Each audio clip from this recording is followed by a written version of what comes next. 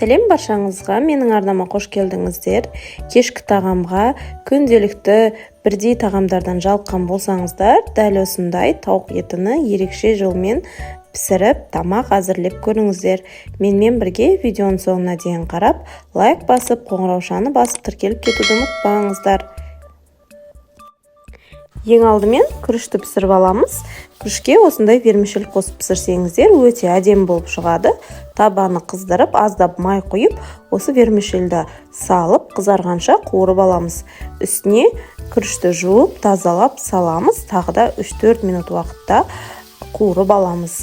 Тоқтаусыз араластырып тұрамыз, асталып қалмау керек. Кішкене ғана қуырып алсақ жеткілікті. Сосын үстіне су құямыз. Су күрішті көміп тұру керек үстіні. Бетін жауып, асын баяу отқа қойып, 20-25 минут уақытта пісіріп аламыз. Суының барлығы тартылып, күрішіміз пісіп шығады. Міне дайын болды.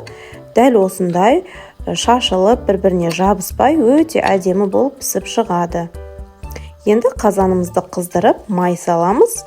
Сарымсақты майдалап турап саламыз. Дәм ерекше болады сол кезде. Тауықтың төс етіні жұқалап турап аламыз. Оны да салып, жақсылап қуырып аламыз. Кішкене қуырылғаннан кейін барып, үстіне тұз, кинза, паприка, тағда өздеріңіз қалауларыңызша түрлі дәмдеуіштерді қоссаңыздар болады. Үстіне үлкен 4 бұрышет туралған пиязды саламыз, кішкене араластырамыз. Томат пастасын, соевый соусты салып, араластырамыз. Сосын үстіне су құямыз. Көп құймаймыз, дәл осы видеодағыдай аздап құйып, асын баяу отқа қойып, бетін жауып, 15-20 минут уақытта пісіріп аламыз. Еттері пісіп шығып дайын болған кезде үстіне қызыл, көк, светофор тәтті бұрыштарын саламыз. Аздап шпинат қостым мен, бұл міндетті емес. Кішкене араластырып бар бетін жабамыз. Осымен біздің подливымыз, етіміз дайын. Енді картошкадан пюре жасап алдым мен. Пісіріп, дайындап алып, піскеннен кейін үстіне тұз, сары май, аздап сүт салып, осылай езіп пюре жасап алдым.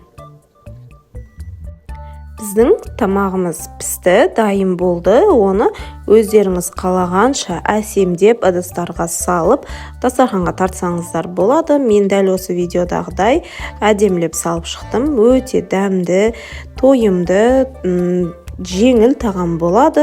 Сіздерге, отбасыларыңызға ұнайды деп ойлаймын. Біздің етіміз өте дәмді болып, жұмсақ болып пісіп шығады.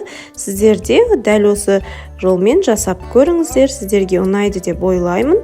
Видеоның соңына дейін қарағандарыңызға рахмет. Менің арнама тіркеліп, лайк басып, қоңыраушаны басып, достарыңызбен бөлісіп кетуді ұмытпаңыздар.